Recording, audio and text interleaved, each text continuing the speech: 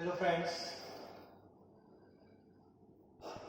in the last lecture we discussed three properties of pure colloid. It means after purification, that is colligative property, second one optical property, it means color also, and next I think mechanical property, that is a Brownian moment.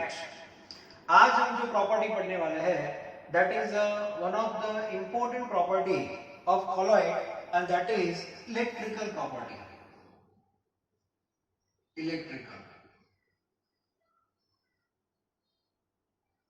Electrical property means what? In colloid we know there are two components, one is phase, another is medium, and type of phase may be multi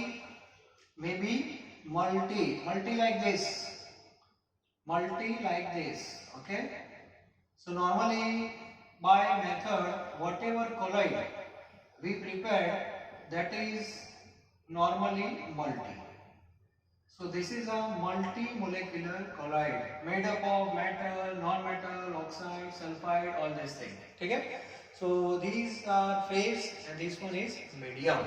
Now in the preparation, this particle of phase acquire either positive or negative charge on their surface. colloid की जब preparation होती है तब ऐसा होता है.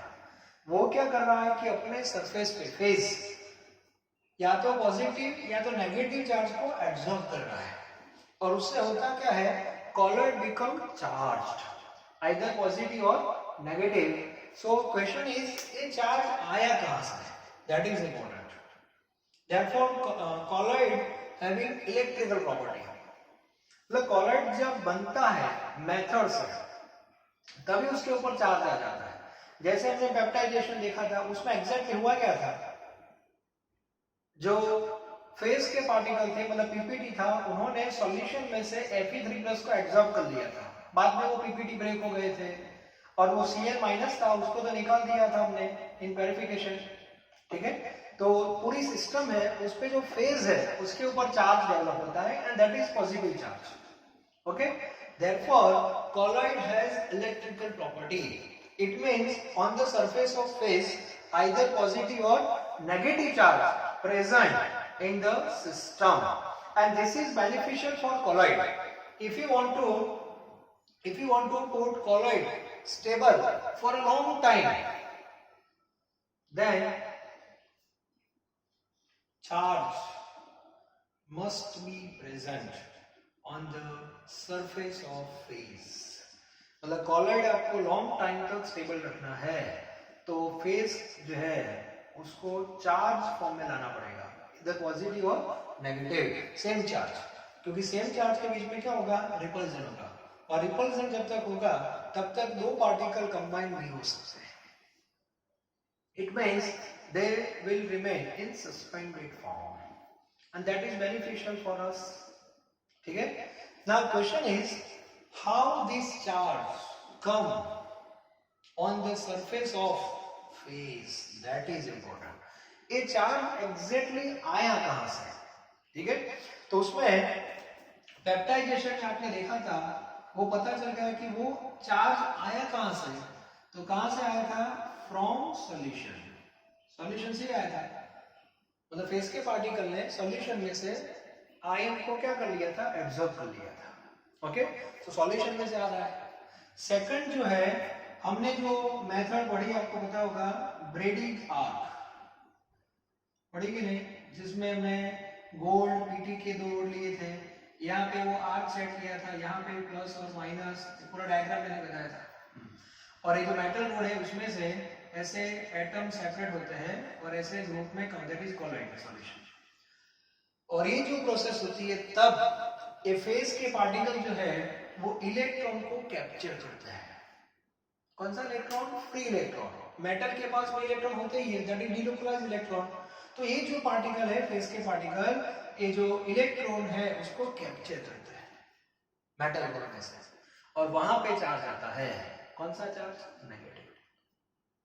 ठीक है, तो ये भी पता होना चाहिए. बाद में एक थर्ड जो भी आपको पढ़ना है दैट इज डबल लेयर। अब डबल लेयर से भी चार्ज आता है। अब डबल लेयर में भी ऐसे होता है कि जो आयन होता है वो सॉल्यूशन में से आता है, लेकिन दो आयन आता है, पहले नेगेटिव आया तो बाद में पॉजिटिव आएगा। So around phase there are two layer, that is called double layer. ठीक है, तो ये तीन जो मेथड है उससे फेस के ऊपर चार्ज डेवलप होता है, आइदर पॉजिटिव और negative. Therefore I repeat again, colloid has electrical property. Colloid has electrical property, एक क्लियर होना चाहिए। ओके, अब ये तीन जो मेथड है जहां से चार्ज डेवलप हो रहा है उसमें से हमें दो पढ़ने वाले हैं। एक सॉल्यूशन में से कहां से आता है, डबल लेयर क्या है, दोनों कॉन्सेप्ट हम क्लियर करेंगे। ठीक है, सबसे पहले एक सिंपल केमिकल रिएक्शन है। Suppose this is solution of AgNO3, Ag plus and NO3 minus, यहाँ पे वाटर है। So this is an aqueous solution of AgNO3. Now in another beaker, solution of Ki, potassium iodide. ये भी aqueous solution है। Okay, अब ये दो solution को मिक्स करना है। अब जब मिक्स आप करोगे तब क्या होगा, दोनों को मिक्स करने जा रहे हैं। So cross multiplication, Ag plus combined with I minus, Ag plus combined with I minus, that is AgI, and we know in equilibrium AgI, that is a sparingly soluble salt. It means its solubility is very less, so AgI will come out as a PPT in the solution. तो यहाँ पे आपको AgI जो है, ये सब AgI है। AgI किस फॉर्म में आपको मिलेगा, PPT फॉर्म में मिलेगा, AgI सॉलिड। ओके, और KNO3 है वो तो सॉल्युबल सॉल्ट है, मतलब K प्लस और NO3 माइनस जो है वो तो एसिडिटी हो गई। तो रिएक्शन को आप कैसे लिखोगे, simple reaction, AgNO3 aqueous plus KI aqueous gives AgI solid plus KNO3 aqueous. Aqueous means dissociation already take place, तो ए फॉर्म में रिएक्शन हुआ। अब मुझे बताओ ये जो सॉल्यूशन है एक कॉलॉइड सॉल्यूशन है कि नहीं, ये AgI PPT फॉर्म में है, मतलब फेस कौन है, AgI। यहाँ पे एक AgI होगा, एक AgI यहाँ भी हो सकता है। ठीक है, और बीच में जो पार्ट है दैट इज अ मीडियम, और मीडियम में सॉल्यूशन है, medium that is solution homogeneous. Again I repeat, sometimes homogeneous mixture is a part of heterogeneous system. Okay, अब ये जो AgI है उसका जो सरफेस है उसके ऊपर चार्ज डेवलप होता है, आइदर पॉजिटिव और नेगेटिव। ठीक है, अब यहाँ पे ये जो AgI है, AgI है, इसके दो आयन है, Ag प्लस और I माइनस। अभी जो मैंने रिएक्शन लिखा है वो 1:1 के बेस पे लिखा है, 1:1, और 1:1 के बेस पे मतलब दोनों की क्वांटिटी सफिशिएंट है, 100% रिएक्शन हो गया, तो अभी कोई चार्ज डेवलप नहीं होगा। आपको चार्ज डेवलप करना है फॉर व्हाट रिक्वायरमेंट, तो आपको ये दो में से किसी एक का प्रोपोर्शन ज्यादा लेना पड़ेगा। ठीक है, तो फॉर एग्जांपल मैंने Ki का लिया एक्सेस, A लिमिटेड। इसका मीनिंग क्या होगा, लिमिटिंग तो 100% यूज हो जाता है, मतलब Ag प्लस जितना भी था वो I के साथ कंबाइन हो गया, दैट इज AgI। मतलब सॉल्यूशन में अब Ag प्लस नहीं है, क्लियर। NO3 माइनस तो सॉल्यूशन में ऑलरेडी है, यहां से क्या होगा, K प्लस है वो भी सॉल्यूशन में है, लेकिन ये जो आयोडीन है क्योंकि Ki एक्सेस है तो आयोडीन Ag के साथ तो कंबाइन होगा, लेकिन अभी भी एक्सेस I माइनस कहां पे रहेगा, सॉल्यूशन में रहेगा। अब क्या होगा मुझे बताओ, अब क्या होगा, ये जो AgI है वो किस आयन को सरफेस पे एब्जॉर्ब करेगा, I माइनस, क्योंकि आयोडीन यहां भी है। ये बोलेगा ये अपने वाला मेरा है, इसको लो, Ag भी बोल सकते हैं, Ag तो है नहीं यहाँ पे क्योंकि वो तो लिमिटिंग है, वो तो पूरा इसके अंदर आ गया है Ag, I अभी भी रह गया है, तो AgI क्या करेगा, I माइनस को एब्जॉर्ब करेगा, तो फाइनली जो सॉल्यूशन है वैसा होगा AgI सॉलिड ए सरफेस और यहाँ पे हो गया I माइनस को एब्जॉर्ब कर दिया. It means colloid becomes negatively charged colloid. Colloid becomes negatively charged colloid. हो गया कि नहीं? अब आप बोलोगे सर मुझे चेंज करना है. क्या चेंज करना है? सर इसको लिमिटिंग लेना है. फॉर एग्जाम्पल आपने इसको लिमिटिंग लिया और इसको एक्सेस लिया. चलो अब क्या होगा बताओ.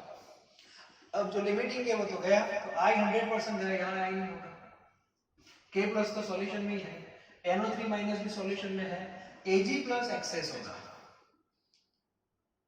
I माइनस के साथ तो रिएक्ट हो गया, जितना चाहिए उतना तो इसके अंदर आ गया, लेकिन अभी भी इसके अंदर Ag प्लस होगा. कहाँ पे? सॉल्यूशन में. In that case AgI absorb Ag plus from solution and colloid becomes positively charged. मतलब colloid के ऊपर चार्ज पॉजिटिव आता है कि नेगेटिव आता है? That depends on quantity of reactant. किस रिएक्टेंट को आपने ज्यादा लिया है उस पे डिपेंड करता है. मतलब आपको पॉजिटिव चाहिए कि नेगेटिव, वो भी आप पे डिपेंड है. ठीक है. तो देखो सेम रिएक्शन में AgI तो फिक्स ही है, लेकिन जो एब्जॉर्प्शन होगा वो किसी का भी हो सकता है. That depends on excess. तो एक एग्जांपल टेक्स्ट बुक में ए दिया है, नंबर 1, और ये मोस्ट इंपोर्टेंट है. सेकंड एग्जांपल ऐसा दिया है कि मान लो कि आपने FeCl3 को हॉट वाटर में ऐड कर दिया, हॉट वाटर में, तो यहाँ पे रिएक्शन होगा दोनों के बीच में और Fe2O3 XH2O पूरा रिएक्शन ही दिया है, just example. That is a ferric oxide. तो फेरिक ऑक्साइड आपको फेस फॉर्म में मिलेगा और वो Fe3+ को क्या कर रहा है? एब्जॉर्ब कर रहा है. It means you can say FeCl3 is in axis quantity.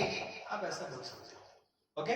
Another example, FeCl3 plus NaOH, then same PPT you will obtain Fe2O3 XH2O, but here OH minus adsorb on the surface of phase, so this becomes negatively charged. तो ये भी आपको पता होना चाहिए. तो ऐसे दो एग्जांपल दिए हैं. मतलब फेस के ऊपर पॉजिटिव चार्ज आएगा कि नेगेटिव आएगा, that depends on excess material, उस पर डिपेंड है. ठीक है. तो एक मैंने आपको बता दिया. ब्रेडिंग आर्क है वो आपको पढ़ने की जरूरत नहीं, डायरेक्ट याद रखना है कि इलेक्ट्रॉन कैप्चर हो रहा है. दूसरा है डबल लेयर. अब डबल लेयर का मीनिंग क्या है वो देखो, इसके साथ ही कनेक्टेड है डबल लेयर. डबल लेयर का मीनिंग होता है, मान लो कि फर्स्ट जो मैंने एग्जांपल लिया था वो रिपीट कर रहा हूं वापस. इसको बना दिया मैंने लिमिटिंग और इसको बना दिया मैंने एक्सेस. ओके. तो नेगेटिव करना. चलो अब ये जो AgI है ये किस फॉर्म में है? सॉलिड. अब इसके ऊपर फर्स्ट लेयर किसका आया? I minus, I minus, I minus, I minus, I minus, I minus. ये I माइनस का लेयर है और I माइनस का जो लेयर होता है ये फिक्स्ड लेयर होता है. Fixed layer means not movable. अब इसमें क्या होता है, ये नेगेटिव आयन है तो ऑब्वियसली अट्रैक्ट किसको करेगा? पॉजिटिव को. तो सॉल्यूशन में पॉजिटिव आयन भी होता है. सॉल्यूशन में पॉजिटिव आयन कौन है? K+. अब K+ पॉजिटिव है तो यहाँ पे वो अट्रैक्ट होगा K+. तो एक दूसरा लेयर भी यहाँ फॉर्म हो रहा है, देखो, अराउंड फेस. लेकिन ये जो लेयर होता है that is mobile layer, diffused layer. मतलब फिक्स्ड लेयर नहीं होता, वो कंटिन्यूस घूमता रहता है, and that is double layer. तो डबल लेयर का फॉर्मेशन हो गया. अब AgI का एक पार्टिकल फेज है, इसके ऊपर डबल लेयर है कि नहीं? अब ऐसा यहाँ पे दूसरा AgI होगा, वहां पे ऐसे डबल लेयर होंगे. तो ये पॉजिटिव है और ये भी पॉजिटिव है, तो पॉजिटिव पॉजिटिव के बीच में तो क्या होगा? रिपल्सन ही होगा. तो ऑब्वियसली ये दोनों पार्टिकल कंबाइन नहीं हो सकते.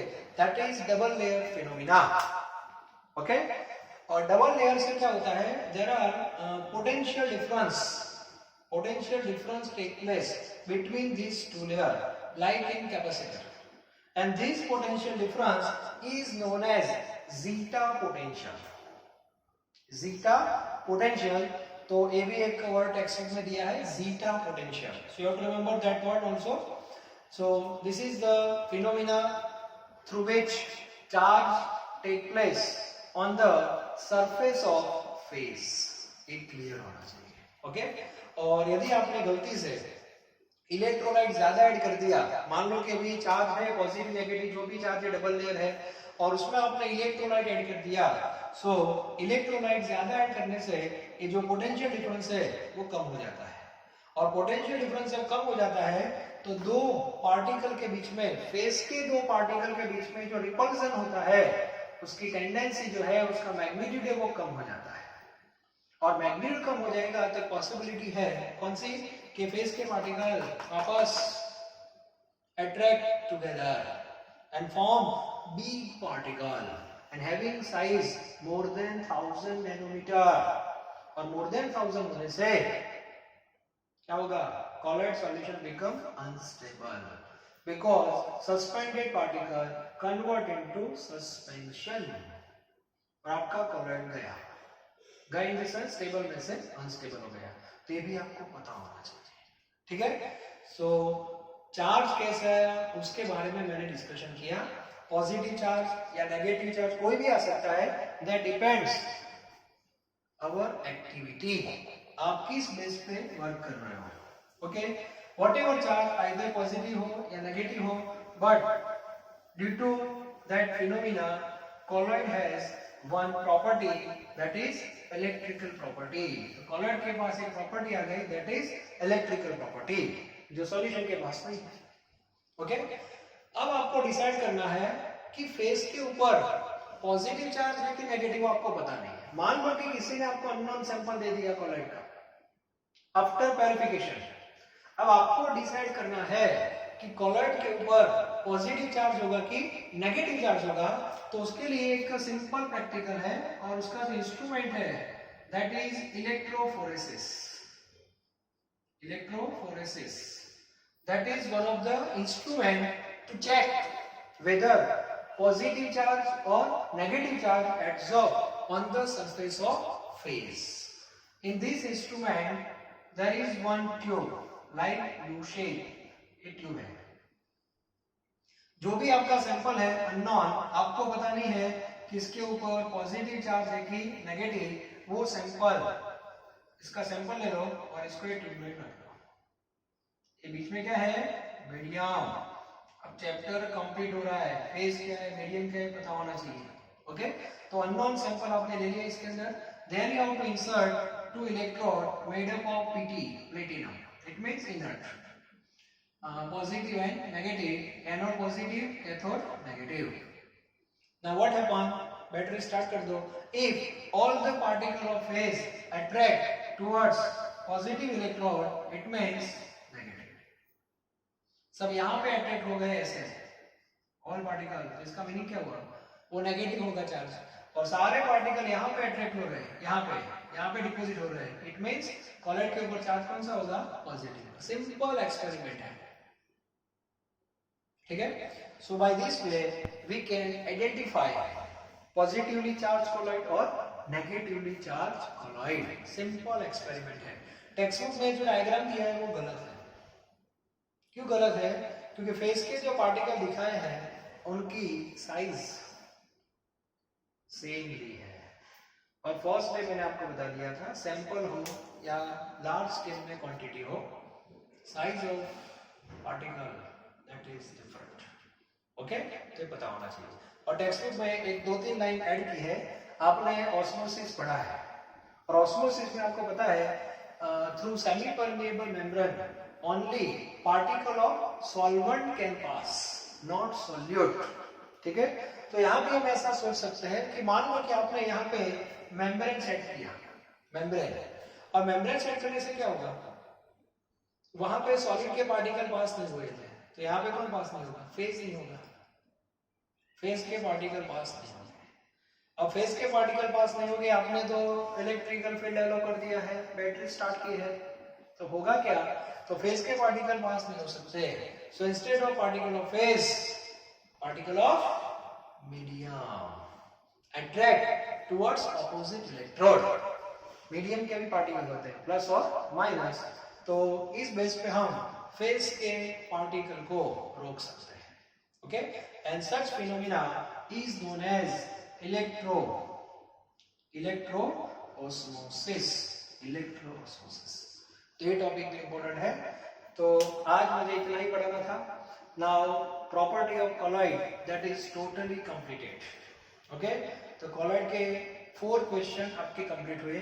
One that is classification of colloid, second that is preparation of colloid, third purification of colloid and fourth property of colloid. चारों टॉपिक आपके कंप्लीट हो गए मेन। अब नेक्स्ट लेक्चर में क्या होगा, सोचो क्या होगा। नेक्स्ट लेक्चर में हम ये फेस के जो पार्टिकल है उसको कंबाइन करेंगे। सर वो तो अनस्टेबल हो जाएगा। हाँ हो जाएगा, मैं पता है। हम जानबूझ के ये करने वाले हैं क्योंकि डेली लाइफ में कॉलॉइड की जो एप्लीकेशन है उसमें कॉलॉइड जितना स्टेबल फॉर्म में हेल्पफुल है उतना ही अनस्टेबल फॉर्म में भी हेल्पफुल है। तो स्टेबल को अनस्टेबल में कैसे कन्वर्ट करना है उसकी भी मेथड्स है। How to convert stable colloid into unstable, and that phenomena is known as coagulation. हम मिल्क है उसका भी यूज करते हैं, सही कि नहीं, और पनीर का भी यूज करते हैं। पनीर टिक्का मसाला अभी तो नहीं जा रहे होटल में, क्या करें, ठीक है। तो मिल्क है वो कॉलॉइड का स्टेबल फॉर्म है और पनीर जो बनता है वो अनस्टेबल है, और दोनों का यूज करते हैं। तो दोनों चीज आपको पता होना चाहिए। स्टेबल रखना है तो उसके लिए क्या करना है, अनस्टेबल करना है तो क्या करना है, वो भी क्लियर होना चाहिए। ओके, तो 2 लेक्चर का काम है इस चैप्टर में। सो हमारा नेक्स्ट लेक्चर जो होगा that is coagulation, that is also important theory, coagulation of colloid. ये थियरी भी बहुत इंपॉर्टेंट है, ठीक है। और टेक्स्ट बुक आपके पास है, या तो मैंने आपको मटेरियल दे दिया है, उसमें पॉजिटिव चार्ज वाले कॉलॉइड कौन कौन से हैं, नेगेटिव वाले कौन कौन से, उसका पूरा लिस्ट दिया है टेक्स्ट बुक में, and that is important for MCQ, ठीक है। और ये भी थियरी इंपॉर्टेंट है आज, पॉजिटिव कैसे आएगा, नेगेटिव कैसे आएगा, ये सब पता होना चाहिए। तो नेक्स्ट लेक्चर में कोएगुलेशन पढ़ने वाले हैं। Thank you very very much.